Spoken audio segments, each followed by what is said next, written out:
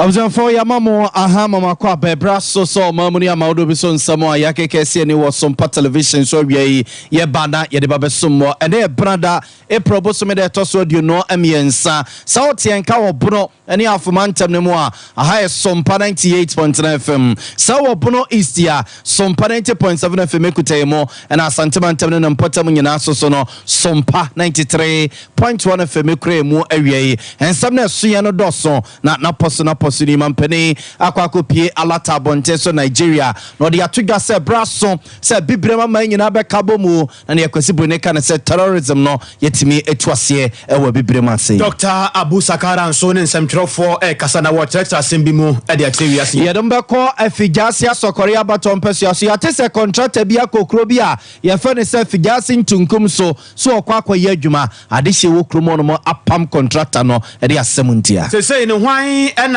Ebebo Dr. Mahmoud Baumiachi Dom Peniphobia Frasia Kasafa. Na Africa Center for Energy Policy for so the Atuga said Dumso Noa, Yehun and Bibia say Capre and Motumano and Pesabai, Eddie Aquacoto Petru, Emma Jingrites Nadia Yajuma. Santimura, Etna Kunyakasia Sumfinsia, Eduno Enum Penifopi, Abamensia, and Sempin so Ewechri. Yena 21st clinic for say or set Siateka in Trinity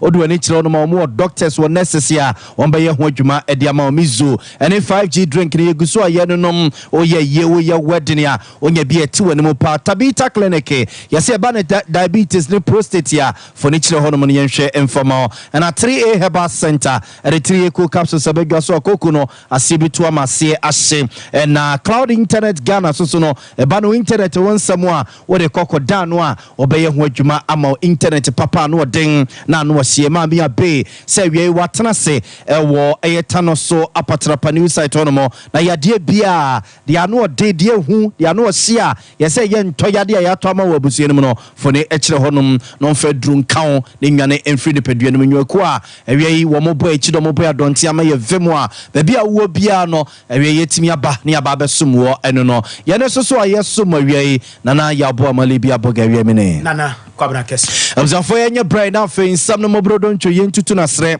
ene abasa emfa emamo ye de mo hyase ye de free mampedi nana adodanko akufodo na tena ye na se ye de mo kase mampedi akufodo wo Nigeria bonten so ya amamma mpedimfo a ewa bibrema to ye famu ase akwakohia ECOWAS mpedimfo eye nhyemu kase pa ewo Abuja bonten so Nigeria mampedi nana adodanko akufodo akọ edin mu nyama akọ techiri na hono no kasa e de afọ ne yakwasi boneka ne se terrorism obehwe na adehye bia bone ye omodesi atadwe asore na oma bi ono makwa Jennifer baby aboso se omo na womo eye terrorist ya womo no bone ye omodesi atadwe oma gisa afa no e de aboso ko Nigeria ebi ekoso honomo oko Burkina Faso a ebi ekoso honom oko Cote d'Ivoire heya ebi ekoso honom Nigeria ni amama pi ewa bibrema se ya sane ma we ebi ekoso na ne kon kamia ko te se ekwa den e de ama ebibrema mama mpedimfo na sai hyemu we ya ekoso Abuja bonten so no na mampedi na dodanko akufodo ne se ECOWAS amama ne fa ne se eyama bi na enya omasem na omudi omufi asem a de ne saa wodo a wahwe a na ka ECOWAS amama ne nyina ema omusomu a enso ntebraso se bibre mama mpedimfo ebe ka omo hodi nyina bom na saa terrorism no a eya gi eye afamu ase aboso no matimi akon no mo etuase mampedi na dodanko akufodo kasa nsemi na Togo mampedi wo ho na alata mampedi Nigeria mampedi ene ECOWAS mampedi vopino a na omo senhyemu we yase a mampedi akufodo esensem we de kire wonu. Terrorism remains one of the most significant challenges facing Africa today. Its devastating consequences are felt across the continent, destabilizing communities, undermining government structures, and obstructing socio-economic progress. The evolving nature of terrorism demands a dynamic and coordinated response that transcends national borders and individual efforts. Today, we find ourselves confronted with a complex and multifaceted terrorist landscape, characterized by the emergence of new extremist groups, the expansion of existing ones, and the proliferation of transnational networks. These groups are exploiting grievances and vulnerabilities and are manipulating ideologies to spread fear, division, and chaos. They pose a great threat not only to the security of our nations, but also to the values of democracy, human rights, and social cohesion that we hold dear. In the face of this evolving threat, it is incumbent upon all of us at this gathering to strengthen regional cooperation as a linchpin of our collective response to terrorism. Regional cooperation offers a strategic advantage in leveraging our combined resources, intelligence capabilities, and operational capacities to prevent terrorist attacks, disrupt their financing networks, and dismantle their logistical support systems. By fostering information sharing, joint exercises, and coordinated operations, we can enhance our ability to detect, deter, and defeat terrorist threats effectively. Moreover, regional cooperation enables us to examine in depth the socioeconomic disparities, political grievances, and governance deficits that provide the fertile breeding grounds which facilitate the recruitment of terrorists.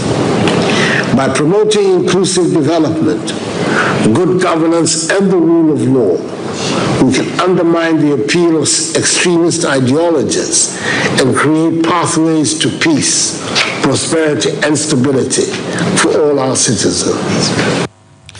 Abzanfonti weye eye mampeni na nado dan kwaku for the yetene ke weye eye ECOWAS mampeni mfo putupuru enhemu bia ekoso ewo Abuja Nigeria bontenso eno de sansemi ekotu dwa ho. Dr. Abu Sakara yedi ka chirechire mu dia kire mo se wane yewura Alan kwadwotre Martina akabo mu awokro kire se nyame ya adomo 2024 no hwe anim se obetumi adinim ewo Ghana hase no wetena akunya kase no so na nanse ya chirechire mu wakase kwa so dia kire mo se enipa bi ya woye mabunu Every MPP amanyokunum na wade wontoma abefra Dr. Abu Sakala na Fezieru Alan kwadwo Cherematen adiemu amatrese omno omoa na eko obi ahunu de esiye ena maburu sansesa omadwen kyerese eyemfomso kase pa na omoye yese omu free MPP amanyokunum na omodo omani kyeremu ewo Yewura Alan ene Dr. Abu Sakala enchen na ena no pay no Dr. Abu Sakala nsam kyerofo adinkomo watretre nsem beberemu na asamba akwa okan ye kyerese wiase de obi ahu siga na adwen etimi sesa sebe no oba te hokra na sebe oba no hu sika bebre oba ma foforo afamu a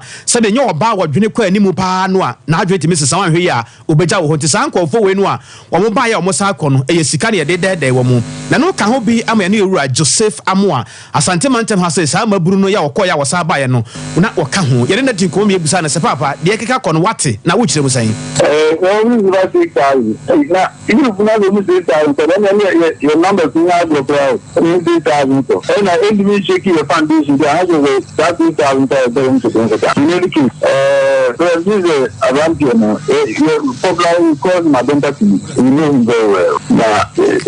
your vision was such a master and then the charges of the like that one center on the cancer na minimum relations with about 6,000 you can see that you 40 to 7,000 let's say when my schools in Hokaka because we are going to put into street proof so other listeners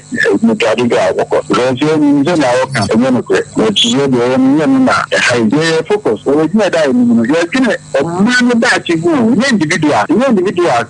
are personality you call to be now you have a man who said it's not from a brown tear for us to prepare the man and you have to be apply you quite a brown tear when you have all the man and you on the rock or developed countries now. You can even go from one of the other young the idea of managing new fruit, when the touch when we call it also, we need not in this year. Once next year, another year school not to be the application job as this kind of scale. Oh, the journal of the main reaction. Well, we check to be a president, and then you don't want to be already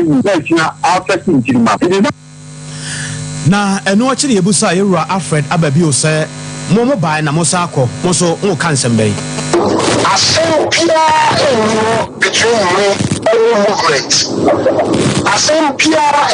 between me and Laura Jamante. And we are saying, you're probably conscience. You be conscience over a period of time. MPP, elections. Election, very emotional, very sentimental. Papa, you give it to me when we meet. Now, I don't have a fire or some of us wore our emotions on our sleeves. Very sentimental. I need the free party. And you all take your decision. You have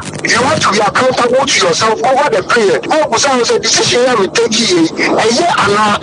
at every period you have to do a self-introspection. And it's not during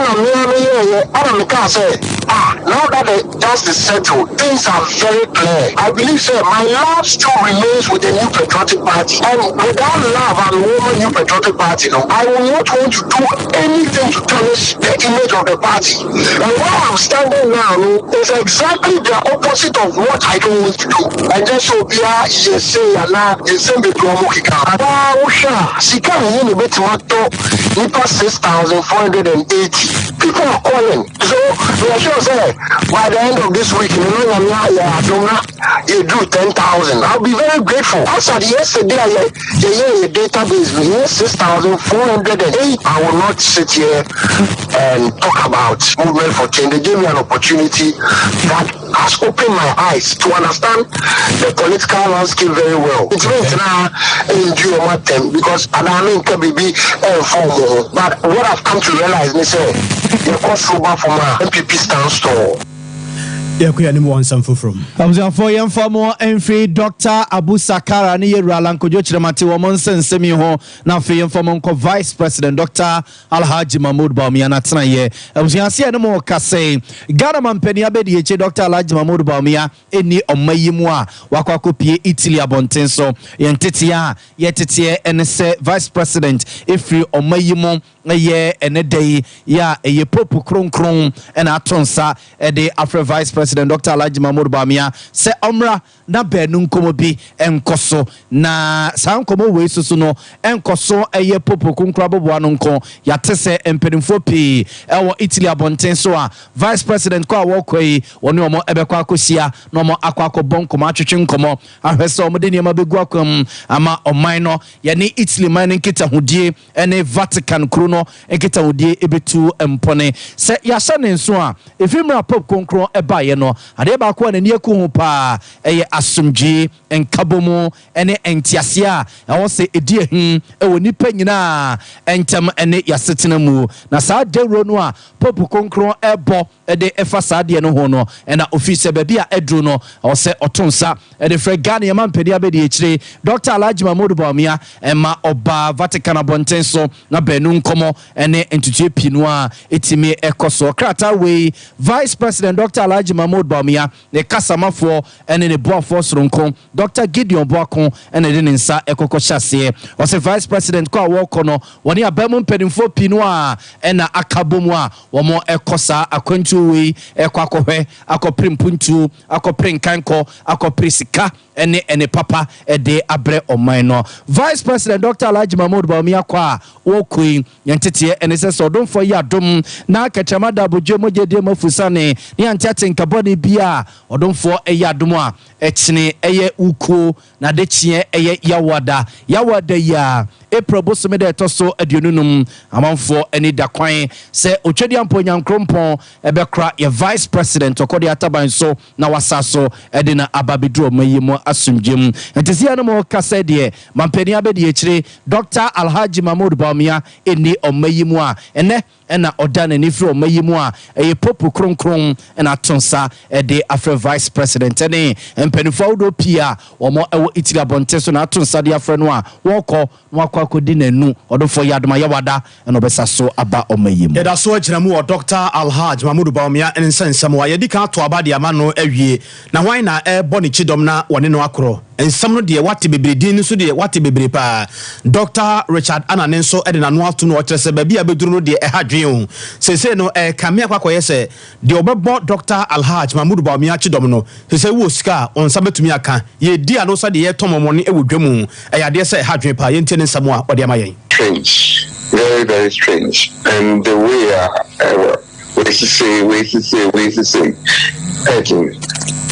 making sense capacity and Kenya San was say because I was saying near who the any running mates. Because really, we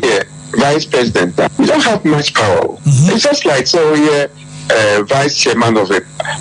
party, and also we minister be deputy. So you don't have much power. And so what is important? LSA, if I say okay, look at the Minister for Roads and Transport. As the Minister for Roads and Transport all around the country. Also married. But many vice presidents, President of the country say, money. Oh, and not the only thing said over the period, you will learn the ropes. So they are actually a bar obituary and the also way. But what you say? The only and boy, every party in the cost. So every party in cost the boy. My candidate, sir, I did be a welfare boy and not party in cost. I'll do it. Na we kra na yebusa na se ede ade pa na se ne betima ye ma railway sector no etimi akọ nanimo ono so o chechire mu sei. But some time back now, go first say the name Nanado Amumasu. I don't know what Ajamuma was. So they were saying, see, I kept quiet, but if you go to Nanado, he will tell you the timer Nanado got them by him. They need any power, one person be Ghana, plus another person from China, a multi-billionaire. But talking about the Epahato 1 month, and my chance here, the best thing we can do for the government. And then we come up with the consultation from Ronaldo. Okay, Ronaldo was so far at the side in a year because Papa I come from China, about the China Ghana, 1 month. Hotel I know to $1,500. Papa about the China Ghana for 1 month, and my year PPR is a command president before the command Ronaldo was so happy. And I said, the vice president, Paco China, and walk away, and they are also here. I know, and I'm better. I see, and I did Muslim baby getting to baby any side. Okay. All sides, and that's all. That's how it all came into. Found the money in a Nakanzabzugu, iron or we did so much. As a Senka, Abani decided survey and Ghana have been different. But unfortunately, Vice President Nipa no Mokoya. I'm sorry to say this for Ghanaians to hear. Now I'm saying they didn't even respect the Vice President. I'm sorry. I hear so many things being told about Semekan Nomabi. Vice President Oti Adine one. Onu Beijing na umuye na obiti Accra onu decide say adie bekoso anase enkoso. Vice President di Adine mo say ebi abekoso no. Na nipa bi Ghana onu decide say yama 60% of whatever amade no enkoso. Yes, and that's how come that thing didn't come on. The only castle no kakuye we no anyway. Idea no was didn't come on, and that's how Ghana failed to get what I was saying. Idea it's not the vice president, but you back say starting on yes supposed to be things will be different.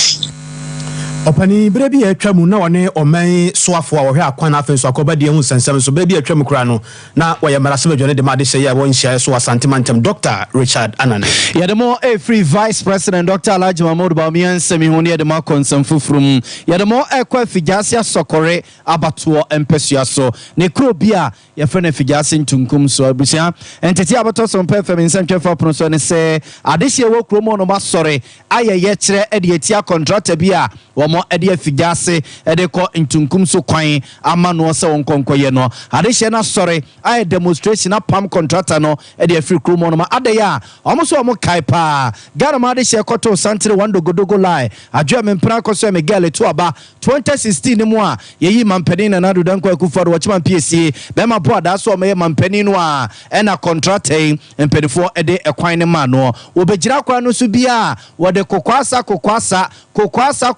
sa edi besi ne ma mo kai pass edu baby kra no abai sa so koye contract no efoforo esa so edi ma ne se wonko na onkonko ye adwuma no wode kokwasa sa besi na omunim di akwakote bayira homamu a wakwakote se ne 2x4 mfidie edi ababe gira kwan no so se wo ye adwuma ntade che ne fi se omo ema ne kwa ma ne toa so a emmoa wonum nti omo pam contractor no edi efri kwan no so a omo esre mampeni na nadu danko akufo ne Rose Minister waba foforo onabo Francis Asensoboache se ne kire ya owura no wo moa de hye no wontimi nya kwan no omonye emfama nipa foforo ne demonstration na ekoso na de omo pam contractor no e de every kwan no so no wo se contractor na so aye hye a ne phone ta na so ho efrem pedimfo ne nso obi amfa yenkutie ade hye no omo eye kire no mu dida na omo ye ne krumo ho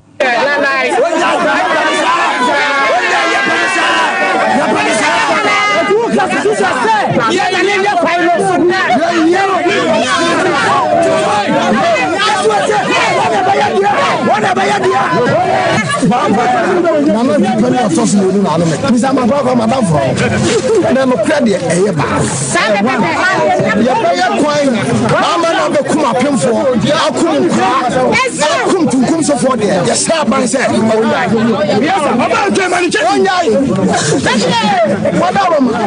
Misa ma baba kwa isi. Mo de samosi ya boa. Mo fa so. Efiansu ni na. Ni ya wasu ni na. Song na sani po ya sabe kwa imanu dabi uji se mdie foforo refi ba bi wa sabe dabi na wa enfidi dada no a sabe bebe sabe akokafo no a chese ntunkum so enkura ye gota ho enfie ba chani ade akwaso ne se ye kwa ye fiansu ni 2016 ana contract e betra kwa iso wo ye gba ne kaka no teta ni video ko ye wako adu bra abaya be ya ti aseso be ye akwa na ye dai ama ye etiam bi ba sukuso romani tunanim adu bi ya ti asese ama kwa sego o mo chan contract mu oni kwa isu bi contract ba so ama kwa sego se akwa ne ye ne dia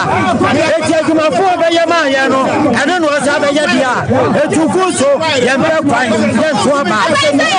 ye ni mo fa mo ye wodi ye na mo mi akọ bia page ni na pa nyam nyam ko awamu na bia ni so abubu ya de ade na so anajo kala ma ka ka wo bi e ko fa wa bia o to mna nu okay etre esi ye pe no okay era ma se pa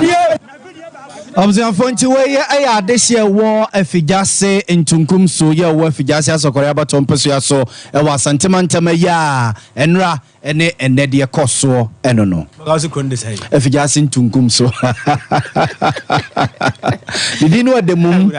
ntunkum so menu ya bikru na mafa kwan so pen kwabna kwan ne nye boga ya na omunya kwan ne nye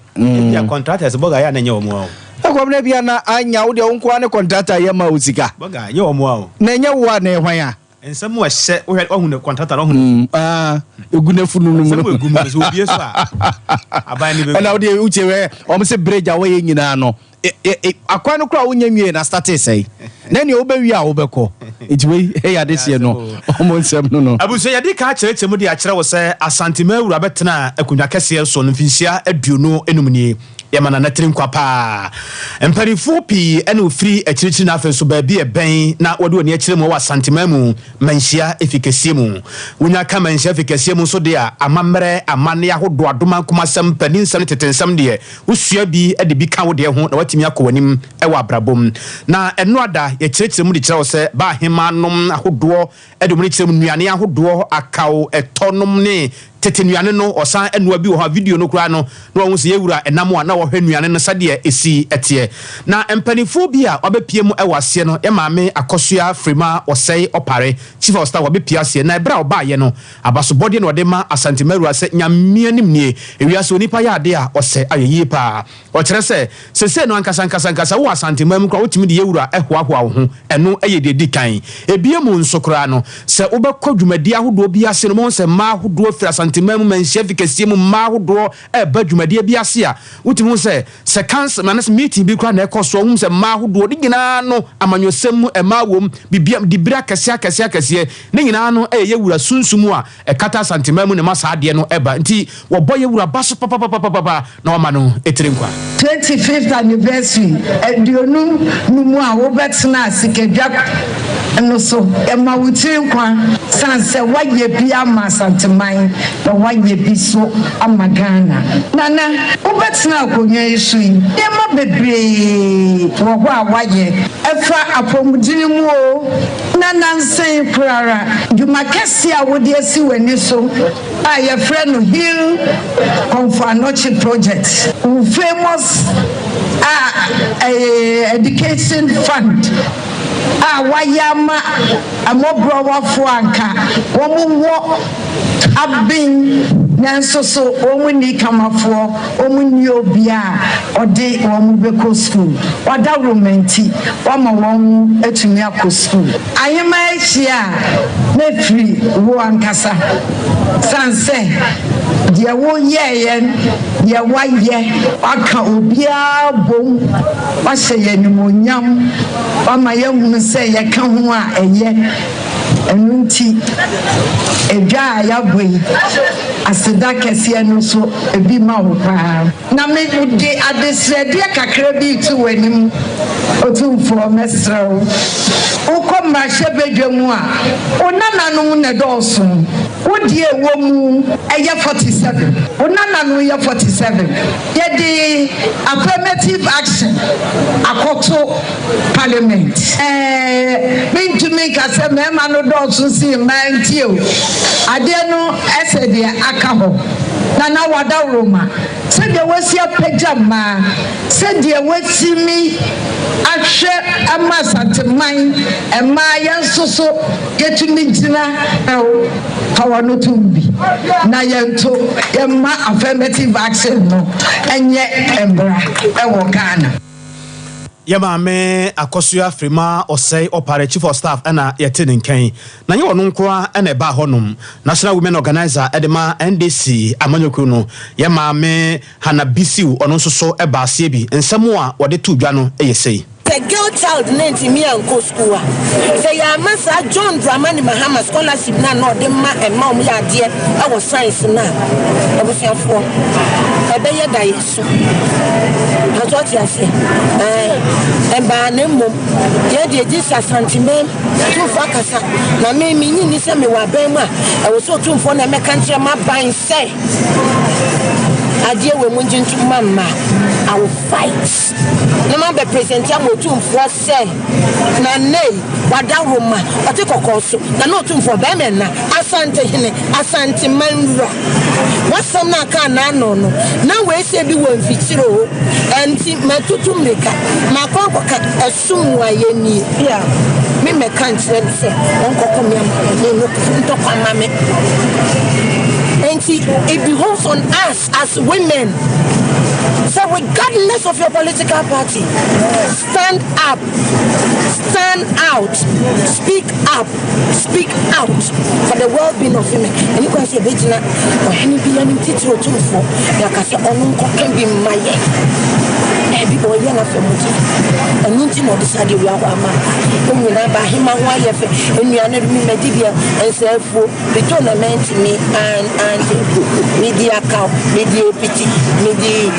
banja besie media koko media papansa min mahina munsu ayade ayi apunu mafia punu medidi abusia ya maame hana bisiu ena eye national women organizer edema NDC amanyoko na ne kura mu kura no na akoso abo atema ya otoso no dote hima wono soso ede nsem kakra etudwa etrese na nsem mabunu na aba no wotimi hwe obi animu sei pa na wotimi se obetimi awo na ma wona na kura betimi awo no na obie na no se wo kasa ho asem obefiri na no obeba no woyam kura timi hyew ade a ekoso wo Ghana ha se de maburu na ni atra won ton ma trese wodwere ho ba bia onti ase ese ne de so wakasa se ma kwanya o bibi biara ye be enimu e wo my Ghana wi ase afa na nyina yewrade enim se na no kasa tofo ma yija enti de waka no ye da na se wa se ma enimu nyam so ma so ye pia ne ye kasa ewom ti ye da yewra ase pa e wa kwanya kase o de amame sisi ye ne se ma se ye dika akra aka to se de bema betimi aye oba su timiye ti mafuto kakra mede ma nanano mahemafo nyina ne se omuma ye muwa bo aye magunu na no na da ne da nyina ye kasa kire wo mo yetu wo mo fo na se obi kra na ehia mowa nanano madaroma muma ye muwa wo mo se nyina aka ho a ye maga na be koso ama yonkuo ni nyina so akoso ama bi aka oponso Ewia pram to broadcast ne eguso ayade ma Sompa TV so ne Sompa 93.1 FM Kumase Sompa 90.7 ewo bono na po FM Sompa 98.9 e live ewo Facebook www.sompafmonline.com which media team onya bia hwema onya bia kenkan e akua ni mo nsam foforo ye demo e kwa hoane ni onsem na dumso asese ye hunu no sese akwa emprekoto so bi chese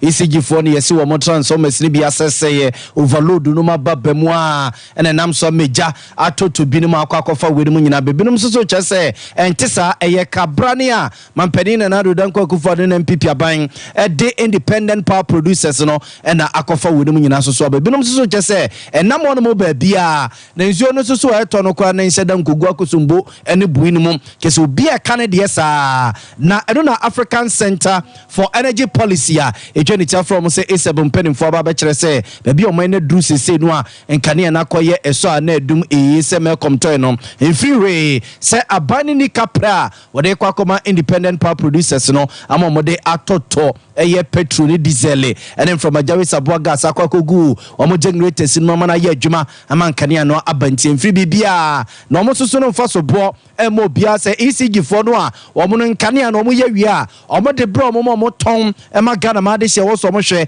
eje hu sika no omo nye no eno na akofa sa kabra ni we ababeto no ma sese abai eni kapra wode ma independent power producers na momode akwakoto petrol diesel ene gas no de ababe ye dwuma sese no oko esepe dwuma mu a opani on hwe petroleum ene conventional energy wonsensem opani kuju ya woche wono ene de sansem ye tudwa wose enesu a amanfo super dumsa timetable no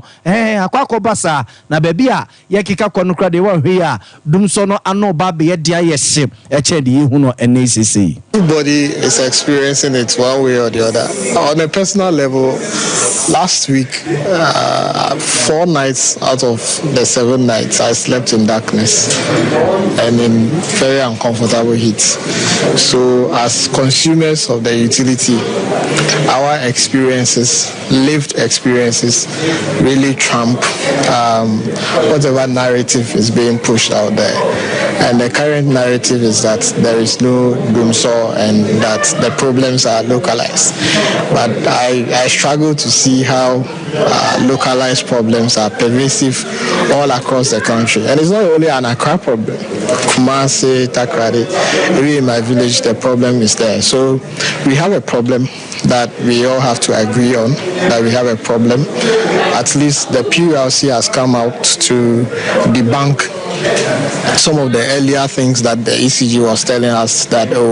it's from our transformers and all of those things. They said it's not really true. The real problem is that we have plants that are available to produce power, but we don't have fuel for them to produce the power. I mean, that is what has been. So in the past month or so, we've been shedding load between 500 and 700 megawatts, and that will mean that some places will have to go off to ensure that the grid doesn't collapse. Now, the problem here is that because ECG doesn't want to accept responsibility for the load management, Gridco will have to do it. And if Gridco does load management, it covers a wider area than ECG, who will be able to isolate some areas, including hospitals and other security installations, from the load management exercise. So I think at this point, ECG has shown us that its consumers and clients, it doesn't take us serious. It doesn't care about our concerns, because if you are providing a service and I tell you that I have a challenge with the service that you are providing me, and you tell me that, there is no problem, they are just lucky that they have monopoly over the service that they provide for us. If there were competition to distribution of power in this country, I'm sure ECG would have lost all of its customers by now to a more efficient. So for to we your penny kujo ya oche oko esebedwumemu wono ene director of petroleum and conventional energy hunsem ede ema wo mu ye ko ahoma no so na ye ne nuabema Kwame Redo edi enkomobi nsentrefo nhyiamude akoso na ekuo bi ya efiri NPP amanyokronum busa NDC amanyokrono asembi na eyede be nsemu Kwame Rade asomdwe ka anka so kwama na apomute sen Kristo adome ho yepa ekuo no sesen masembusa kwama menna wase Liberal Institute of Policy Studies ayekuo bi a emebe bi aka omo abom free NPP amayokronum na kwama omo enchemu chiewa ne se wo oman mu a titiru asantemantemu ha yeba no se aban ahodo mmienu a omaba aban mu ebedi oman yi so ene wondwuma yi a omo ye no a titiru pa ene omo fa ba bi gina se ayar sabia ho ensem so ene le omo ye hwehwemu fa omo chemu se ebe to be no omo ba ye hwehwemu afa enyema ahodo a akanyina ho na de omo gina people ede ma ayar sabia edwumadie no na numu enna okandifo a odi sa akua nimu eye Dr. Kesken Owura Opoku Owusu Poku ono executive director wodesa ekuyenim ehwehwemu omo aye efiri yewura omampani dada John Demand mama abreso ebepin sabe yewura na danko akufu ado epreso no ewo ayasabia edan sia hodo anase sede sitie ewo asantimante motitiri mu a na chese omo chiremu chese ekwa bi so no se omo amba amanfo ehu awia ammomu amanfo hu sede a enyemati a na ekama so bi wodum a doni ma ne se aban we ayade echewe ana aban we ayade eche ana mpo timamufuo no amane ayehu wo ayaresabia ho no sai ne siko esanse so amanyoku bi ba no be fa ayaresabia ho dwumade etwe ho so na wesi edan no kudi baabi no gya to ho no ma obi so ba we gya to ana ana hu nchechemu na omo chemu chese ukwa santimantemu no omo nante ayaresabia ho do wo asantimantemu nyina nkura biase a aban asi adan die si wode boa ahwe adwuma no a omanantini nyinamu na hwehwe mo aye ne kire se so hwe se dia yewura mampinda da John man mama na prenso adan a osiye ewo man yimu anasa asantimantemu ade boa ahwe adwuma no a na kire se kama se wodi to MPP ho o MPP ko anim bebre ko anim bebre ni nyina ne kire se wo hwe adan a osiye a emu kure ni wodum a omutumi ebo mmode ewiye ansana de omo sike kan ye no ewiye ansana omo etwemu akọ so na bank akufu aduba ye obetumi nya sabia hodo be ufe nimu a emu nan de omo wiye masisi no omo ye mu adwuma ba bi etese kumawu sabe no ochese ekoso kono eno so ekoso fomna ena bekwai efi sa nan ni a efiri sa eminimu no ekoso gidigidi a one omo di emu nchiremu ade aba na ne omo kire se omo percent manfo be hu amane e wo yare hwe hu isan se obi wo kra no a wote ya so aferidan no yesi ye no elu ba bia omampani na do ka kufu ado ba ye no won to asu ko ba bia nti se de tie no a eno no omo de hu nchechire mu aba efi ko bo asiso so a ho no mu de nso so nyina no omo chechire mu fan ma amanfo ehuri se dwumadie no omampani ba ye no wi nyanto ho ni se gusu a sabe no nyina ekwa animu yewa Dr. Keskin Owusu Poku eni edi nkomo no ma yenkwiti kono se dia ode ensem bi edi tudwa akyere yen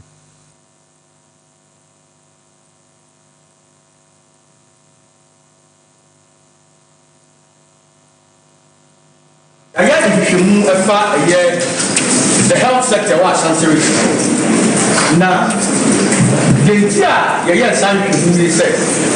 a year, some politics are airports, the things in the green. I did say, as a static DI home for Ashanti region. Ashanti region, and the regions are camels, and Puntuno. Say, about a say, or so,